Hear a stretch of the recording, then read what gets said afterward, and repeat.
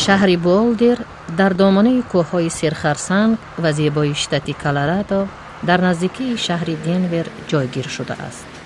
محض در بلندی جایگیر بودن شهر، اقلیم خشک و روزهای طولانی آفتابی آن را به مکان سیر و سیاحت و مشق و تمرین‌های ورزشی تبدیل داده است. در بولدر زیاده 100,000 نفر ساکنان زندگی می‌کنند. بولدر را شهر دانشجویان نیز می‌گویند، زیرا در اینجا یکی از دانشگاه‌های کلانترین شتات کلرادو جایگیر شده است و 3/1 اهالی شهر را دانشجویان تشکیل می‌دهند. یکی از جایهای تماشاباب بولدر این مرکز قدیمی شهر است که در آن مغازه و طربخانه‌ها و فروشگاه‌های زیادی کوچگی جایگیرند. منطقه پیاده‌گردی را فواره و مجسمه‌ها، درختان آرایشی و گل‌های رنگارنگ زیب می‌دهند. روزهای استراحت نوازندگان و سرایندگان کوچگی طبع ساکنان را بالیده می‌سازند. برای ساکنان بولدر عادت شده است که روزهای شنبه به بازار فرمری شهر که در یک گوشه گلباغ شهر جایگیر شده است حتما تشریف آورند.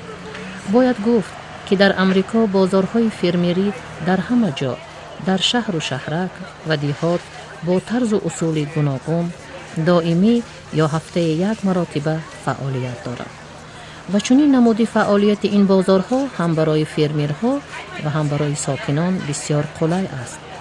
فرمرها محصولات تر و تازه استحصال نموده خیش را از قبیل میوه و سبزوات، نان و پنیر، محصولات شیری و چاروا، عسل و نوشاکی‌ها به خریداران پیشنهاد می‌نمایند.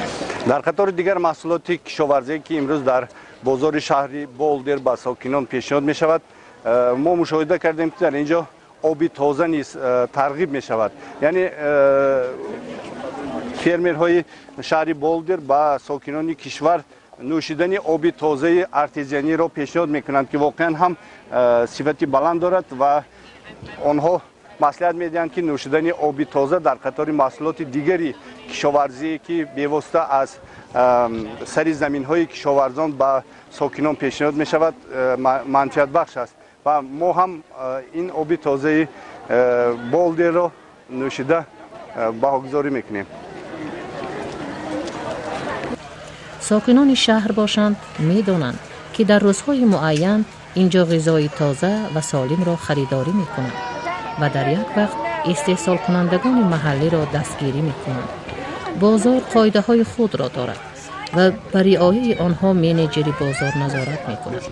منیجر بازار فرمری بولدر براون از تاریخ پیدایش بازار نقل کرده می گوید که طول این سالها بین فروشنده ها یعنی فرمرها و خریداران یک پل مستحکم باوری پیدا شده است و آن امکان می دهد که بازار رشد کند.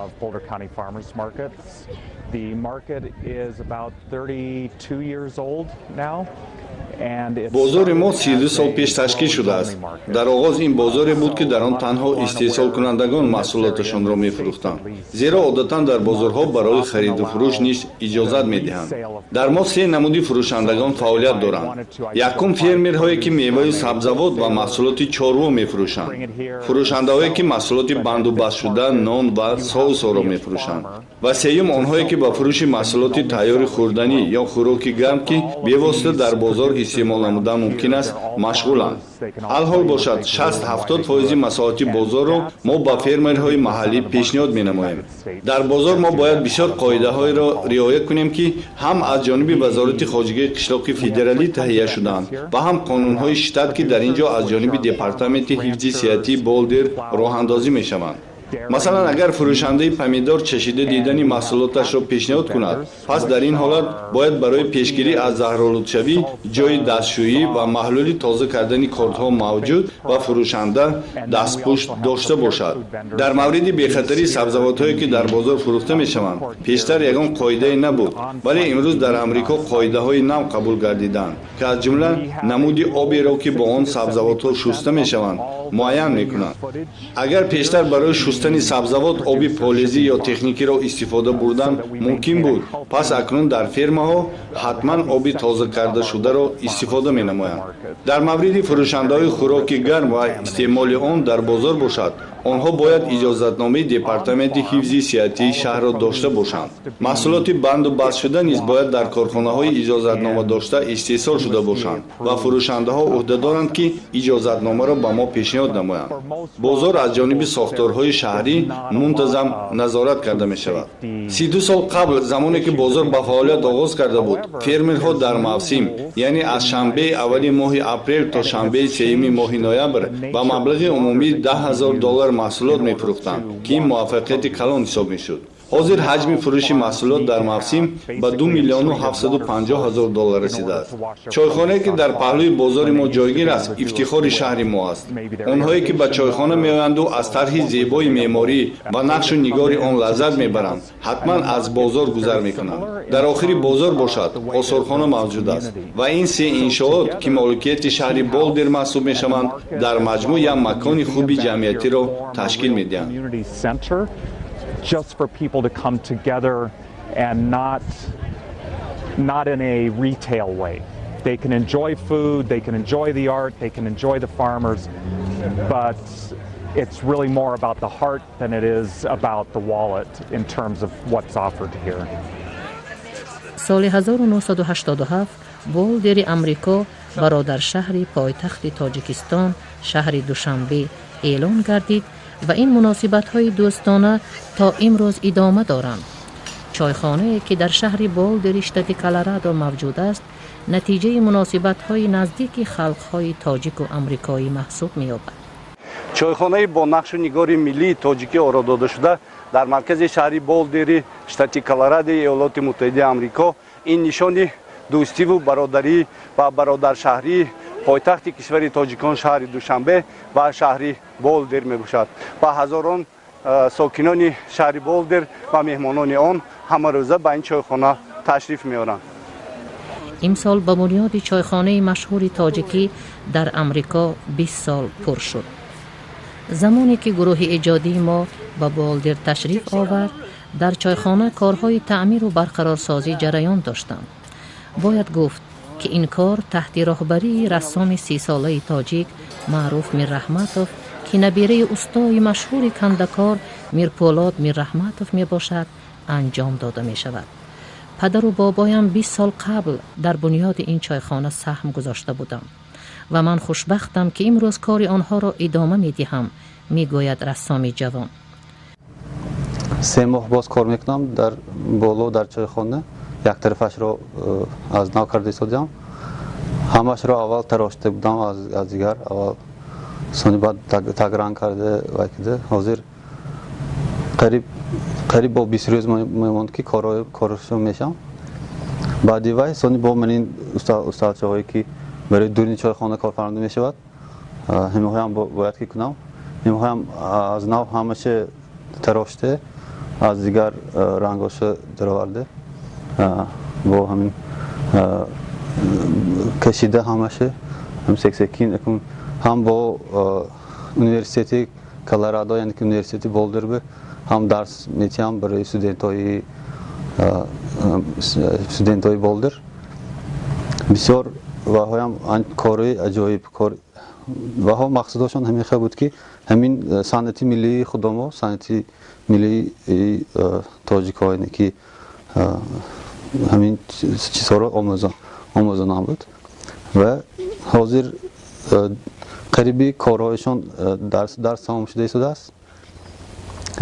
به نهایت کارهای نقص کرده ایستادند، یعنی که دستشان آنچه راست شد، دستشان آنچه رفت است. بعضی هاشون آمده یاردم میتیند برای که پوته سر شوم برای مهلت کمتر هم برای همون بسیار خرسندم که کارهای بابایم کارهای پدرم را دوام داده ایستادم. بسیار در هیجان که وقتی تمام کرده از همینجا با سری بلند به منزلم برمیگردم.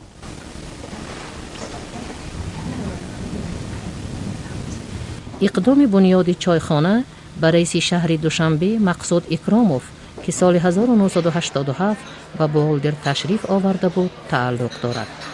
او آن زمان وعده کرده بود که به ساکنان این شهر چایخانه ملی تاجیکی را که با نقش و نگار ملی آرا داده می شود تحفه خواهد کرد. هنرمندان تاجیک دوام 2 سال در تاجیکستان قسم‌های چوبکاری و کنده‌کاری و آرایشی را انجام دادند و بعداً توسط بندر لنینگراد با راه آبی به ارلیان نو و ثانیاً به شتات کالرادو روان کردند. با دستگیری شهر بولدر برای چایخانه در یکی از گوشه‌های زیبای شهر جای و مبلغ ضروری جدا گردیده بنیاد چایخانه سال 1998 انجام یافت. هرچند امروز در چایخانه قهوه‌خانه ایتالیایی فعالیت می کند، ولی آن با نقش و نگار دلربا و تابش ملی ستونهای کنده‌کاری کرده شده با نمود زیبای شرقیانه‌اش به یک گوشه فرهنگی تاجیکی و مکان دوست داشته امریکاییان تبدیل یافته است. این برداشت ما را سرآشپز قهوه‌خانه نیز تصدیق کرد. Obviously, as you know, the tea house comes from you all, and thank you very much for that. این چایخانه تاجیکی توفه به شهر ما است. ما بسیار منت داریم که از چنین دوری‌ها با ما یک انشاءات بسیار زیبای فرهنگی را تقدیم نمودند. طرفخانه ما همیشه سیرآدم است و ما هر روز 3 محل خوراک‌های گوناگون خلق‌های دنیا را آماده می‌سازیم که البته در قطار آنها خوراک‌های ملی تاجیکی نیز هستند. چون بولدر مکان سیاحی است، با طرفخانه ما به جز آمریکایی‌ها نمایندگان کشورهای گوناگون تشریف می‌آورند و حتما درباره چایخانه پرسان می‌شوند. من و همسرم که او نیز در اینجا کار میکند با آنها درباره تاجیکستان فرهنگ و خلق آن نقل میکنیم. خود ما در آغاز کار درباره تاجیکستان چیزی نمیدانستیم، ولی امروز بسیار چیزها را آموختیم و میتوانیم به مهمانان معلومات‌های بیشتر را پیشنهاد نماییم.